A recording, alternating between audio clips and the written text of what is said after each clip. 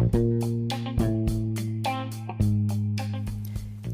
views and opinions expressed on My Story Living with Lupus podcast represents each person's individual experience. By listening to this podcast or reading our blog, you agree not to use this podcast or blog as medical advice to treat any medical condition in either yourself or others. As always, consult your own physician for any medical issues that you may be having. My Story Living with Lupus podcast is officially trademarked, all rights reserved.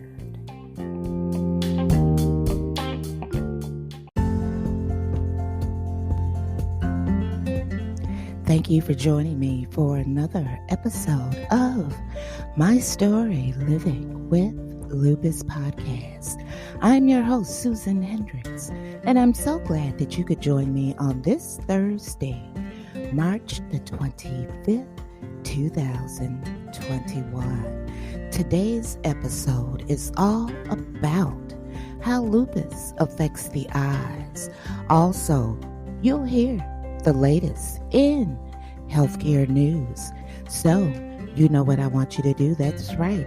All the way from the United States to Obstina Carpos, Macedonia. Welcome. Get ready to grab your cup of coffee, your cup of tea, and to my listeners late at night.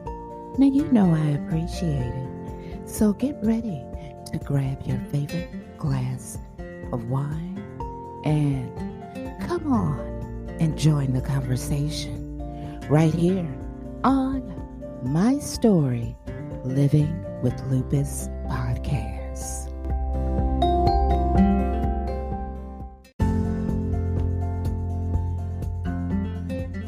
Ophthalmology Associates, PC, Drs. Berman and Dr. Zuckerbrod, treating diseases of the eye and eye surgery.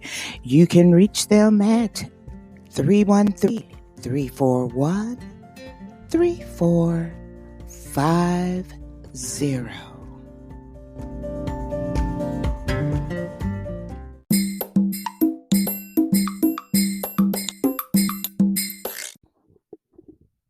All right, and once again, thank you for joining me for another episode of My Story Living with Lupus podcast on Thursday.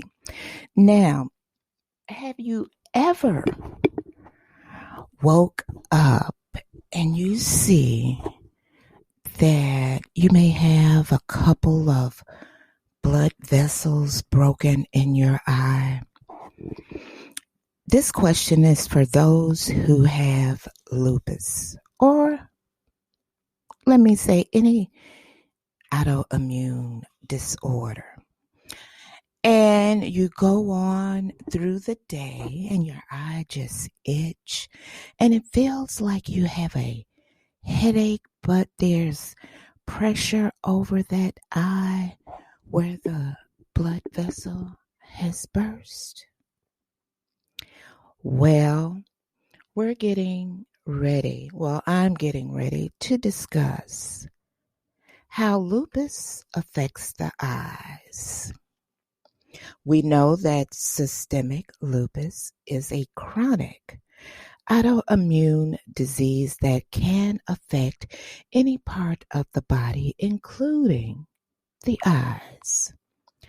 Lupus most often affects the heart, joints, skin, lungs, blood vessels, kidneys, and central nervous system, better known as CNS. Now, the clinical course is unpredictable and is characterized by periods of remissions and flares, which may be acute or chronic. The effects of lupus may have in and around the eyes include changes in the skin around the eyelids, dry eyes, inflammation of the white outer layer of the eyeball, blood vessels changes in the retina, and damage to nerves controlling eye movement and affecting vision. Now, involvement of the skin around the eyelids.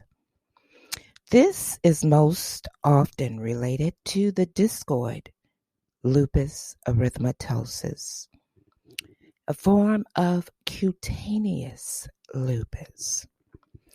The skin lesion is well defined, slightly raised, scaly, and mist form or atrophic.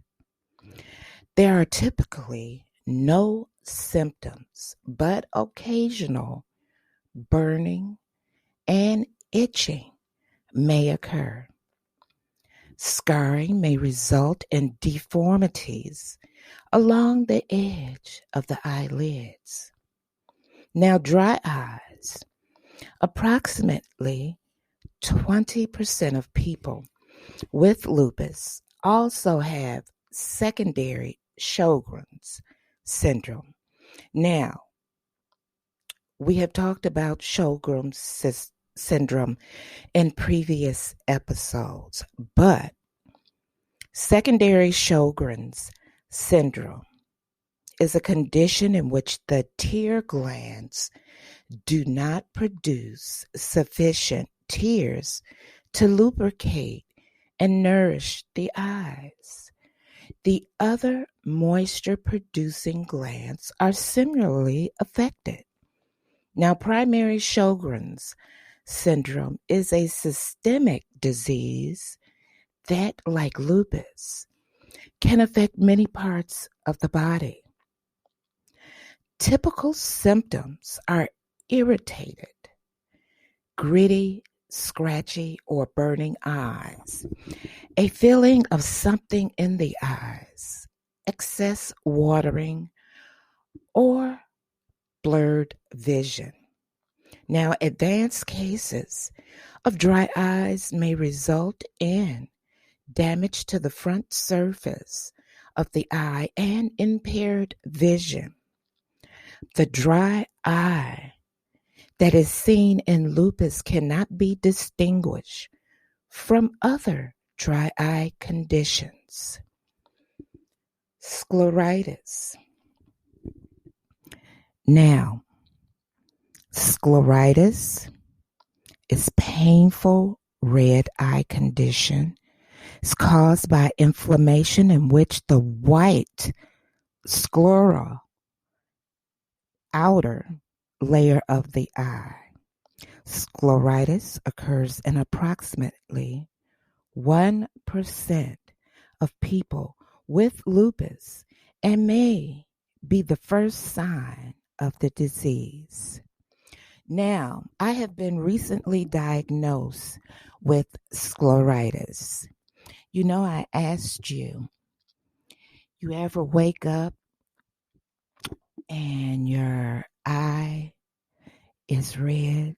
The sclera, the white outer portion of the eye is red, and it looks like you've been fighting with yourself in your sleep, or you have been in a fight. Well, that has happened to me, and I blew it off as that, few blood vessels burst in my eyes, nothing to worry about. So I put warm to cold compresses on my eye. Woke up the next morning, my eye was not bloodshot, it was bloody. Bloody.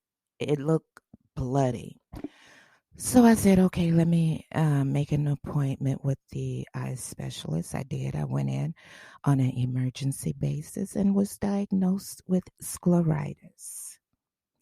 that's why I asked the question. And the reason why I asked, you should know the signs, and you may not have the signs that I did, but I had a headache right over my right eye. It was pressure right over there. Felt like something was in my eye. My eye became very itchy.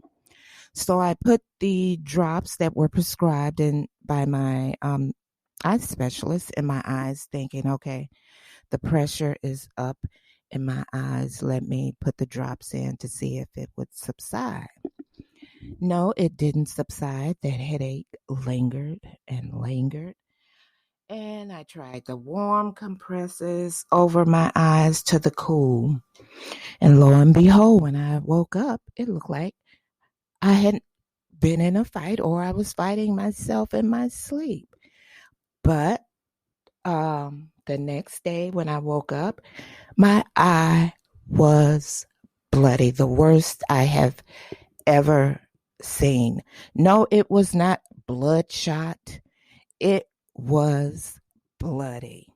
So that is why I asked. Now, continuing on with how lupus affects the eye, we are talking now about retinal vascular lesions, blood vessels, changes in the retina. This is most common form of eye involvement in lupus. The occurrence in lupus can vary depending on the population studied. The lowest incidence reported is 3%, seen in outpatient clinics, and the highest is 28% in those hospitalized for lupus-related complications. The presence of these lesions seem to correlate with active disease. Now, retinal blood vessels changes are due to lack of adequate blood supply to this delicate tissue and may cause decreased vision ranging from mild to severe. For individuals with severe retinal vascular disease, the prognosis for vision is poor.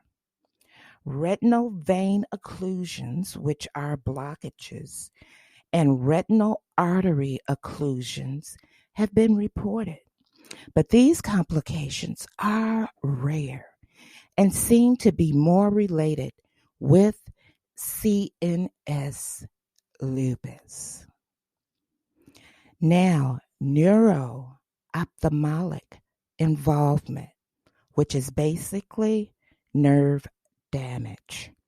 Cranial nerve palsy can result in double vision, poor eye movement and alignment, poor pupil reflexes, and droopy eyelids.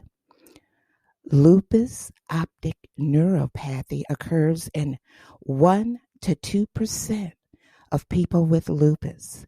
Slow progressive vision loss also can result in more rapid loss of vision from lupus optic neuropathy.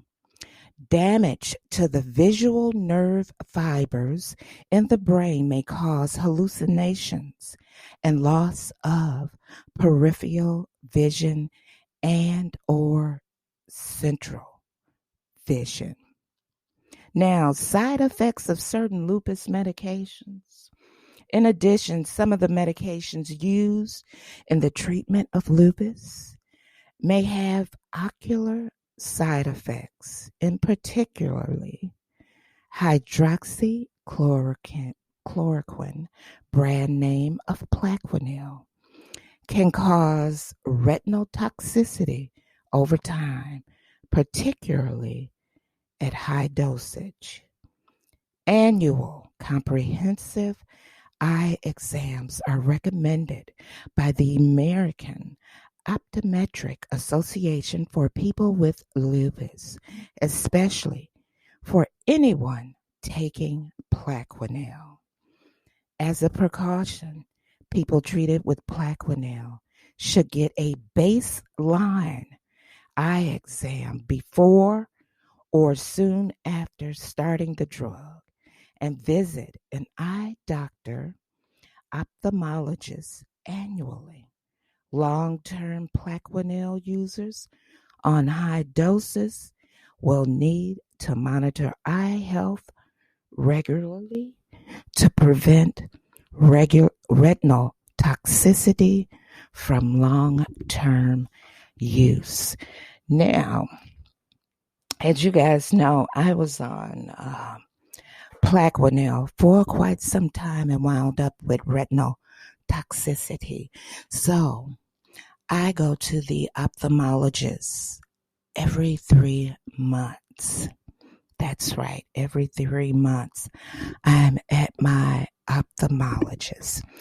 So get your eyes checked. It's very important. Never play games when it comes to your health. When we return, it's the latest in healthcare news.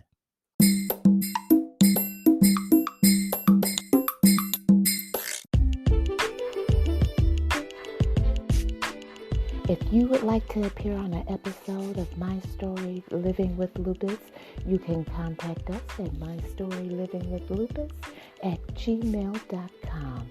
Also visit us on our Instagram page and also our website, My Story Living with Lupus.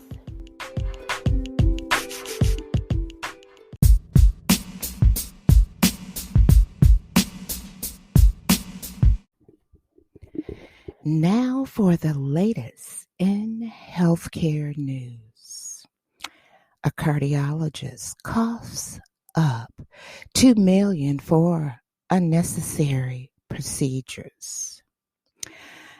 Dr. Dinesh Shah allegedly billed for tests that were unnecessary or never done. That's right. Cardiologist Dinesh Shah, MD, has paid the U.S. government $2 million to settle charges that he billed federal healthcare programs for diagnostic tests that weren't necessary or were never performed, according to the Department of Justice. Prosecutors allege that from 2006 through 2017, Shaw and his practice, Michigan Physicians Group, billed Medicare, Medicaid, and TRICARE for unnecessary testing, typically involving the ankle brachial index and the toe brachial index, both a measure of how well blood is flowing from the heart to the extremities. Now, can you imagine spending half of your life in school to become a physician? Now, some physicians are well paid. It all depends on where they practice and what the insurance base is. We know that your commercials and private insurances, you'll get more money, while your Medicaid, and Medicare and TRICARE, it's less. You'll get less. And here in Michigan, we know that it takes a tremendous long time to be paid by Medicaid if you have an inexperienced individual doing your billing in your office. That is a true fact. But most doctors make the bulk of their money from running tests. And I can't see personally, this is my personal opinion, I can't see spending half of my life getting an education, getting my degree, to be caught bilking a system which is already hurting. But the government will state at times that healthcare consumers, which are the patients, will use the healthcare system for in and everything, which in some cases are true, in other cases is a lie. But they fail to state and get on physicians who built the system for money, such as Dr. Shaw. Now, anytime you go to a doctor, you keep track of the test that's being ran on you. Now, if that doctor comes back and say, "Oh, we need to run this test again," and then after they run that test, come back and say, "Oh, here's another test we need to run." Now, all physicians are not the same. Okay, let me get that straight. But you have some physicians who will milk the system and the patient's insurance for everything he or she can get.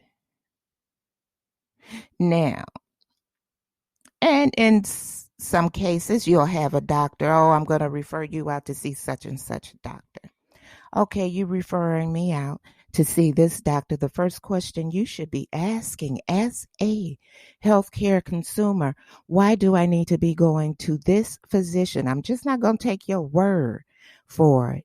If something is going on that is out of the realm of your care, just come on and say it. But you have some physicians who are ego tripping, who won't say, "Well, this is out of the realm of my care, and I think I need to refer you to this doctor to see what is going on." But we as healthcare consumers, if you are not savvy enough, and what I mean by that is wise enough to see what is going on, they could use your benefits right up on unnecessary testing. Now, I've sat up and told my doctors, you ran this test on me 3 months ago, so we don't need to run that again. If you didn't find it in there, you need to come up with another solution, but we're not going for this test again. So that's why I'm saying you have to be very savvy, knowledgeable, wise when you're seeing physicians, because they will tell you and they'll make it look like, "Oh, this is really bad. We need to do this." And then after you do it, come back and say, "Oh, everything was fine." Don't put yourself through that. Now, getting back to Dr. Shaw, these tests were routinely performed on patients without first being ordered by a physician and without regard to whether they were medically necessary, according to the DOJ. The agency also focused on unnecessary nuclear stress tests, which involve radioactive contrast injections performed at the clinic, subjecting patients to unnecessary testing in order to fill one's pockets with taxpayer funds will not be tolerated, said acting U.S. Attorney Mushin in a statement. Such practices are particularly concerning because overuse of some tests can be harmful to the patients. The settlement is connected to one from 2018 in which William Beaumont Hospital, located right here in Detroit, Michigan, in the suburb of Royal Oak, Michigan, paid $84.5 million to resolve allegations that it had improper relationships with 8 referring physicians. Now, improper relationships could mean several things, but one comes to mind is kickbacks. Those relationships led to the submission of false claims to Medicare, Medicaid, and TRICARE from 2004 to 2012. That's one thing I like about the DOJ. They'll let you hang yourself. They'll let you go on and go on and go on until they build a solid proof case. You will be hanging yourself. And not only do the physicians get in trouble, but the individuals who are doing the billing for the physicians. Just like if it's an offsite billing service. That's why when I had my physician consulting and billing service, you know when a physician is committing fraud. You know that. It's an automatic because you can see, this person had this test in. Why is this test being repeated again? And you start noticing little things. And then you let the doctor know, I know what you're doing. Take your stuff. I don't want your business. I'm not going to jail for you or nobody else. That's what you do. All right. Shaw was one of the 8 physicians named in DOJ's 2018 case, but he, along with the 2 other private practice cardiologists named in the settlement, denied involvement at the time. Prosecutors stated that Beaumont doled out compensation to those doctors that was way above fair market value in order to secure their referrals of patients to the systems. That's called a kickback.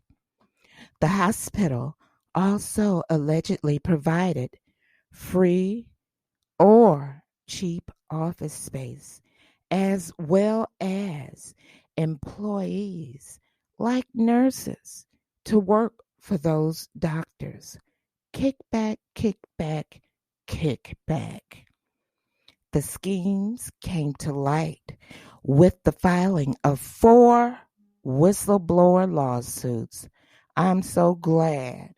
But neither Shaw nor the other 2 private practice cardiologists were named in those suits, according to a 2018 story in Crane's Detroit Business.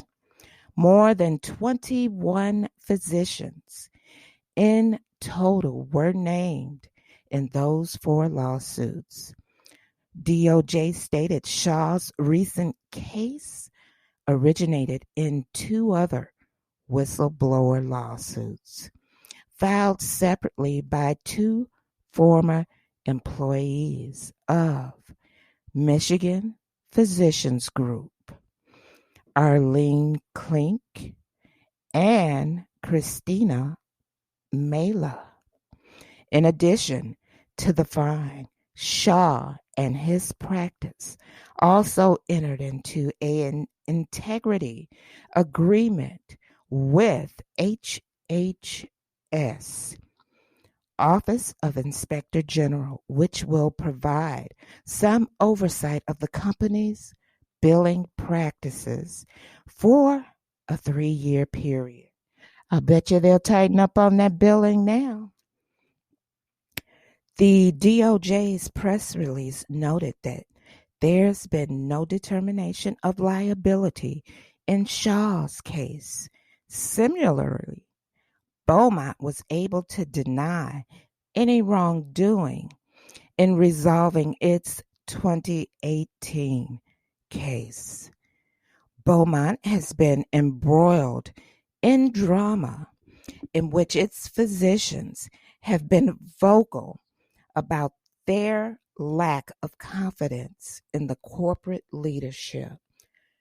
When it's about dollars, it makes sense to a profit corporation because they care less about the patient's well-being.